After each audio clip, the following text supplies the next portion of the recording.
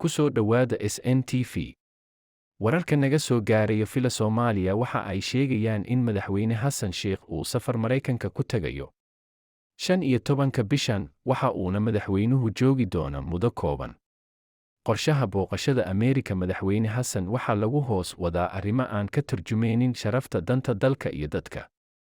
Xogaha xamxamta ah ee naga soo gaaraya shakhsiyaad ka agdhow fila Soomaaliya soona dhigay bartooda Twitterka waxa ay sheegeen in madaxweynuhu isxambaar ku keenaya dad tiradoodu kooban tahay kuwaas oo calaa qof laga qaaday lacag fara badan. Dadka qaar ee Twitterka wax ku qora waxa ay ku qiyaaseen $250,000 oo dollarka Mareykanka ah.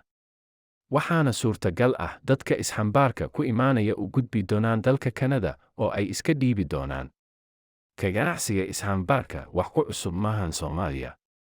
Dowladdii Xasan Sheikh Shariif caan bay ku ahaayeen arrimaha ka ganacsiga isxambaarka. Waxa aan kaloo xog ku helnay in ay dabagal ku hayaan saxafiyiin caalami ah oo xaqiiqda ka ganacsiga isxambaarka iyo musuqmaasuqa hareereeyay ka ganacsiga fiisaha diblomaasiga la siiyo dowladda Soomaaliya. Waxaanse ka codsanaya madaxda Soomaaliya in ay ka fogaadaan arrimaha noocan oo kale oo wax u dhimi kara sharafta iyo haybada madaxtinimada Soomaaliya.